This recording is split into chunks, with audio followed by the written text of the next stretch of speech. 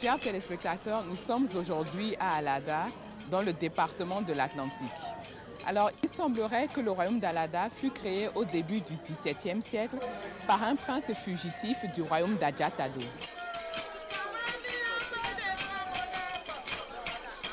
Accusé d'avoir tué le roi, il prend alors le surnom d'Adjaouton. Il fonde, aidé de ses frères et de certains de ses partisans, le royaume d'Alada, qui s'étend alors à l'ouest à Ouida, à l'est à certains royaumes du Nigeria et au nord au royaume du Dahomey.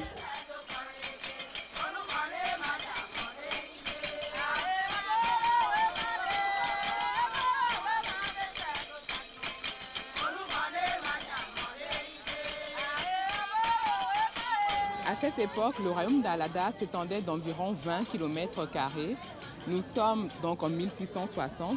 Le royaume d'Alada était peuplé d'environ 30 000 habitants et le royaume démontrait d'une énorme activité économique. Cela se voyait par exemple à travers son architecture qui comprenait des palais à étages.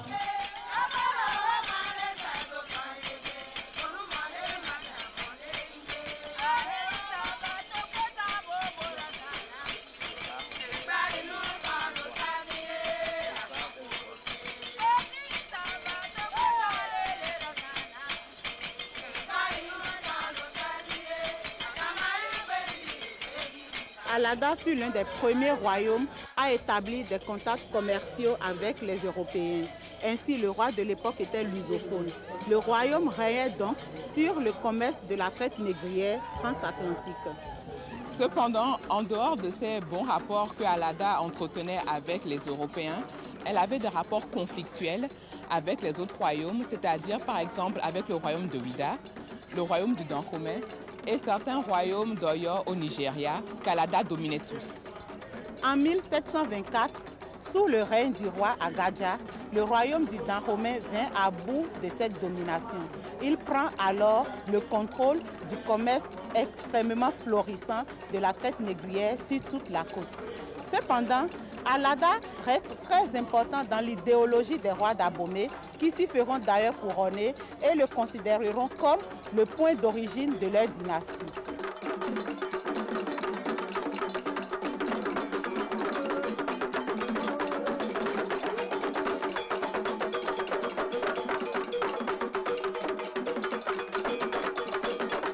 Selon nos recherches, le vaudou serait né de la rencontre entre les cultes traditionnels et les divinités Yoruba avec les dieux Fon et Evé, ceci au cours de la création, puis de l'expansion du royaume du Dahomey au XVIIe et XVIIIe siècle. Au Bénin, la fête du vaudou a été officiellement instituée sous la présidence du président Nicéphore Dieudonné Soglo en 1993, après plusieurs décennies de dénigrement sous le régime révolutionnaire marxiste-léniniste. Dès lors, la fête du vaudou commence invariablement par une visite des chefs des cultes vaudous à Sa Majesté le roi d'Alada. À cette occasion, des libations sont offertes aux divinités et c'est Sa Majesté le roi d'Alada lui-même qui donne le départ de cette festivité.